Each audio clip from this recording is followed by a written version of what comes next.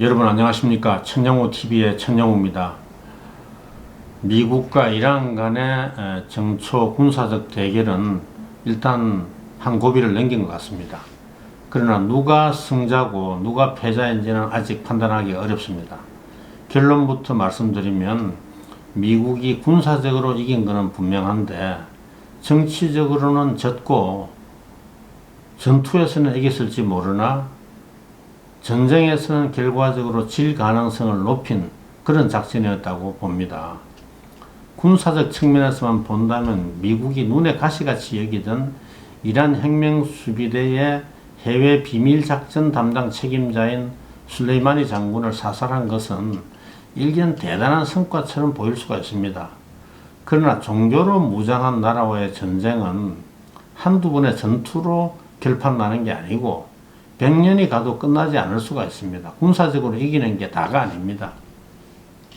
술레이마니가 이란 혁명 수비대에서 맡아온 임무는 이라크, 레바논, 시리아, 예멘 같은 이런 나라의 시아파 무장단체를 훈련하고 지도를 해서 이슬람 혁명의 목표에 기여하게 만드는 일이고, 해외 미국 대사관과 군사기지를 공개하는 것도 그런 큰 목표의 틀 속에 포함이 된다고 볼 수가 있습니다.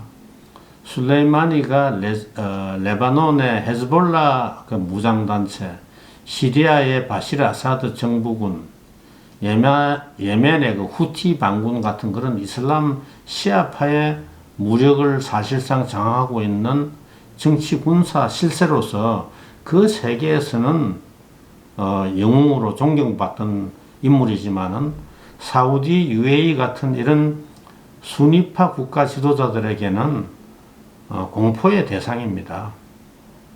이런 술레이마니를 제거한 데 대한 보복으로 이란이 이라크에 있는 미군기지 두 곳, 알-아사드와 에르빌 공항이죠. 여기에다가 스카드 미사일 22발을 퍼부었지만은 다행히 미군 사상자는 한 명도 없고, 그 과정에서 애꿎은 우크라이나 민항기를 5인 공격해서 자국민 80여 명을 포함한 무고한 승객 176명을 죽이는 그런 어처구니 없는 실수를 저질렀습니다.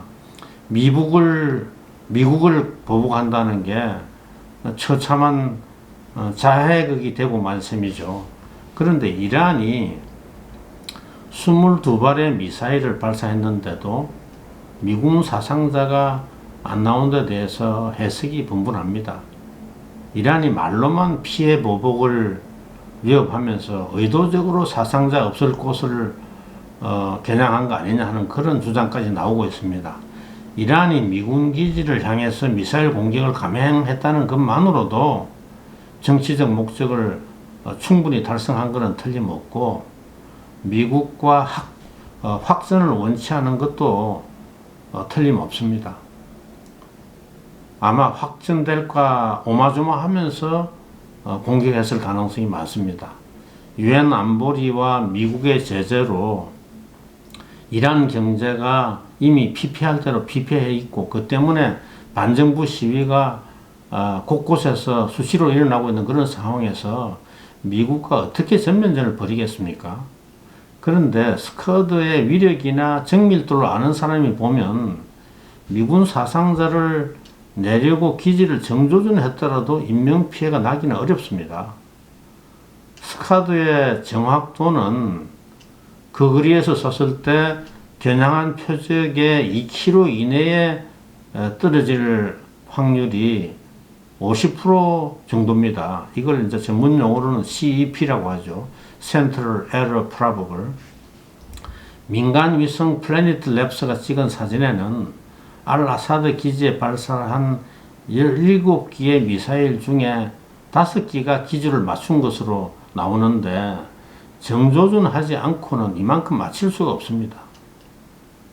미군은 이란의 미사일 공격을 이미 예상하고 실시간으로 위성에서 발사 동향을 감시하고 있었는데, 날아오는 미사일 피하지 않고 떨어질 곳에 마중 나가 있었겠습니까? 스카드의 그 살상력에 대해서는 제가 21회 영상에서 자세히 소개한 바가 있습니다. 관심 있는 분은 21회를 한번 봐주시기 바랍니다. 미국이 작년과 재작년에 오차 3, 4m 밖에 안 되는 그런 정확한 정밀한 토마호크 미사일로 시리아 공군기지를 기습 공격할 때도 평균 3발에 시리아 군인 1명밖에 안 죽었는데, 스카도 미사일 22발로 사전 예고된 표적에 정조준 해가지고 미군 사상자가 난다는 것은 아주 어렵습니다. 그런데 이런 군사적 측면만 보고 어느 쪽이 이겼다 졌다 이렇게 단정할 수는 없습니다. 이거는 그건 전투에서 한번 이기고 진 것에 불과하고, 앞으로 중동의 지정학적 판도에 어떤 영향을 미칠지 큰 그림을 봐야 장기적으로 누가 이길 것인지를 판단할 수가 있습니다. 중동은 종교적, 인종적으로 또 역사적으로 아주 복잡하게 낱마처럼 얽힌 화약고입니다. 잘못 건드리면 본전도 건질 수가 없고 문제를 해결하기보다는 더 키우기 쉬운 그런 곳입니다.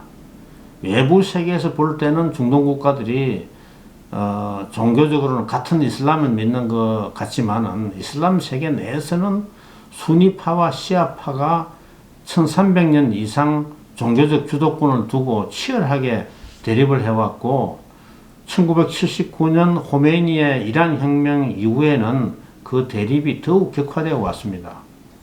전 세계 무슬림 인구에서 시아파가 차지하는 비중은 15% 정도밖에 안 되지만은, 중동에서는 시아파가 세력을 급속히 확장해 가고 있는 그런 반면에 수니파는 밀리고 있는 상황입니다. 수니파의 맹주 역할은 역사적으로 터키가 맡아오다가 20세기 중반부터는 이슬람 성지인 메카와 메디나를 관할하는 사우디가 이어받았죠. 시아파의 맹주는 예나 지금이나 변함없이 이란입니다. 수니파와 시아파가 뭐가 다르다고 철천지 원수처럼 싸우는지 궁금한 분들에게 간단히 설명을 드리면, 두 종파의 대립은 마호메트가 죽은 후에 후계자를 누구로 정할 것이냐 하는 그런 문제에서 출발을 했습니다.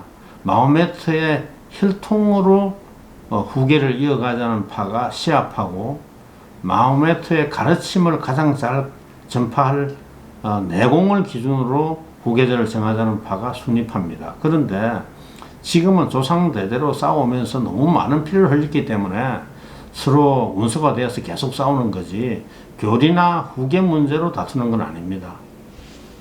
미국과 이란 간의 이번 충돌의 전략적 의미를 이해를 하려면 이것이 수니파와 시아파 간의 세력 균형에 미칠 영향을 알아야 됩니다.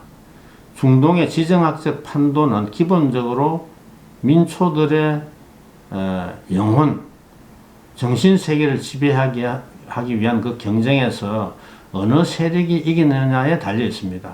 수니파든 시아파든 이슬람 민초들의 의식은 아직도 7, 800년 전 십자군 원정 시대에 머물러 있습니다. 그들에게 피아를 구분하는 가장 중요한 기준은 이슬람을 박해한 서방 기독교 세력과 얼마나 친하냐 아니냐 이겁니다.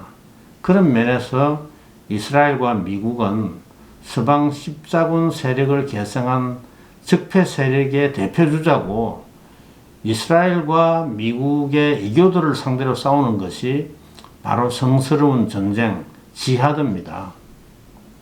이러한 지하드에서 어느 파가 더 큰 공을 세우느냐에 따라서 중동 이슬람 세계의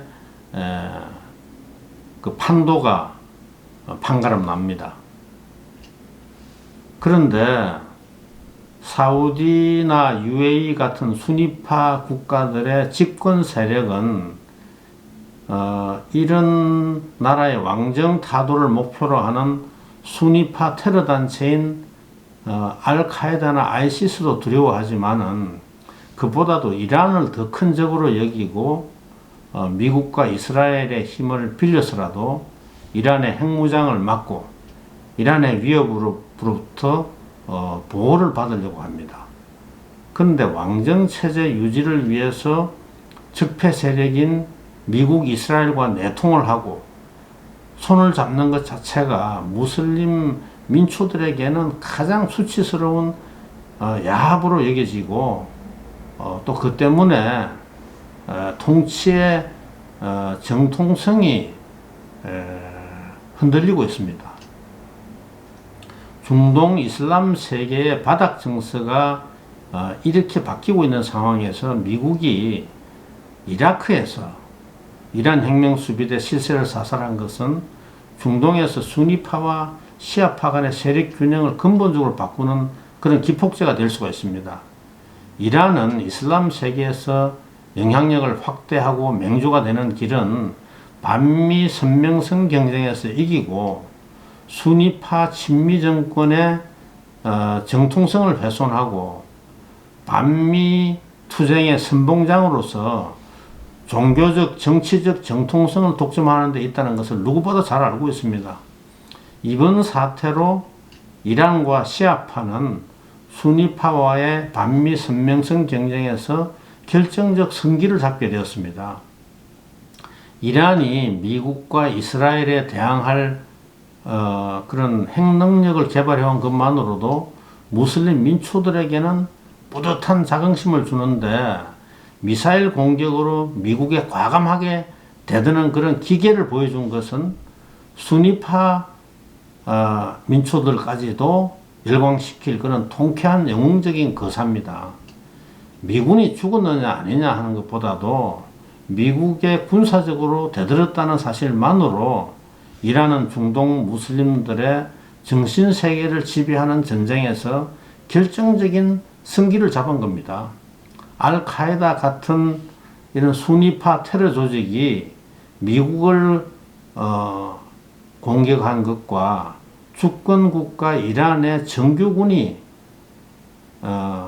공개적으로 미국을 공격한 것은 차원이 다릅니다. 더구나 미국이 이라크에서 술레이마니를 공격한 것은 이라크에서 미국을 몰아낼 절호의 찬스를 제공하는 겁니다. 이라크는 중동에서 시아파 세력을 확장하는데 전략적 거점입니다. 이라크는 아랍 국가지만은 인구의 다수는 시아파로서 민족적 정체성과 종교적 정체성 간에 극심한 혼란을 겪고 있는 그런 나라입니다. 몸은 아랍 사람인데 정신은 페르시아 사람인 그런 인구가 절반이 넘는다는 얘기죠. 사담 후세인이 폭압 정치를 한 것은 소수의 수니파 정권이었기 때문에 권력 유지를 위해서는 다수파인 시아파를 억압할 수밖에 없었기 때문입니다. 그런데 미국이 사담 후세인을 몰아내고 다수 시아파가 민주적으로 정권을 잡도록 해주면서 이라크가 이란의 영향권으로 편입된 것이 중동의 전략 지형을 결정적으로 이란에게 유리하게 바꿔놓게 된 계기입니다. 여기서 한 걸음 더 나아가서 이란이 미국을 이라크에서 완전히 몰아내면 중동이 이란의 천하가 될 날이 더 가까워지는 겁니다. 이라크가 완전히 이란 천하로 편입되는 게 뭐 대수냐? 중동의 전략 지형에 무슨 변화가 어떻게 일어나느냐? 수니파와 시아파 간의 세력 균형이 바뀐다고 뭐가 달라지나? 뭐 이런 의문이 드시죠. 시리아 내전에서 바시르 아사드가 미국이 지원하는 반군을 소탕하는 게 더 쉬워지고 예멘도 후티 반군에 넘어갈 가능성이 높아집니다. 그러면 이란에서 레바논에 이르는 시아파 벨트가 인도양에서 지중해까지 그대로 연결이 됩니다. 그리고 수니파의 대장이라고 할 수 있는 대표라고 할 수 있는 사우디, UAE 같은 나라는 이 시아파 국가들의 완전히 포위가 됩니다. 러시아가 이란과 한편을 이루고 있는데 이것은 시리아 내전에서 이란이 지원하는 바시르 아사드가 반군을 완전히 소탕해야 러시아 흑해 함대가 지중해에서 안정적으로 작전할 시리아 내 기지를 계속 유지할 수 있게 된다는 그런 점에서 이란과 러시아 간의 그 전략적 이해관계가 일치하기 때문입니다. 트럼프가 시리아에서 군대를 성급하게 철수한 것도 이게 시리아를 이란과 러시아에 내주는 그런 결과를 초래한다는 점에서 전략적으로는 큰 실책입니다. 결국 미국의 술레이마니 사례를 계기로 중동은 인도양에서 지중해까지 이란과 러시아가 지배하는 그런 세상이 되고, 이란은 레바논의 헤즈볼라 무장단체를 프락치로 이용해서 이스라엘을 군사적으로 더욱 용이하게 괴롭히고 압박할 수 있는 그런 입지를 확실하게 구축하게 되는 겁니다. 이것을 두고 미국이 이긴 작전이라고 할 수 있을까요? 미국이 중동의 이슬람 세계 내에 이런 복잡하게 얽힌 인종적, 종파적 민감성과 복잡성을 제대로 이해하지 못하고 함부로 개입한 대가를 아마 혹독하게 치를 가능성이 있습니다. 그러면 김정은은 여기서 어떤 교훈을 얻을까요? 첫 번째는 트럼프가 이란의 미사일 공격에 대응하지 않는 것을 보고 미국이 정말 종이 호랑이구나, 트럼프가 확전을 엄청 싫어하는 비겁한 사람이 틀림없구나, 이런 결론을 내리겠죠. 두 번째는 우리는 핵이 있으니까 함부로 건드리지 못하는데 이란은 아직 핵이 없으니까 술레이마니에 대해서 드론 공격도 수선치 않는구나, 핵을 악착같이 지키고 있어야 저런 험한 일을 안 당하겠구나, 또 이런 결론을 내리겠죠. 세 번째는 앞으로 ICBM을 발사할 때 미국 근처까지 보내더라도 미국 사람만 안 다치면 군사적 응징은 걱정 안 해도 되겠구나, 이런 생각이 좀 들 겁니다. 그리고 마지막으로 미국이 우리를 선제 공격하면 우리는 뭐 오산, 평택 군산기지 같은 데다가 스카드로 그냥 보복을 해도 미국이 전면전으로 확전할 가능성은 별로 없겠구나, 확전하지 않고 그냥 우리가 안심하고 보복을 할 수도 있겠구나, 그런 생각도 들 것 같습니다. 오늘 여기까지 하겠습니다. 천영우 TV의 천영우였습니다.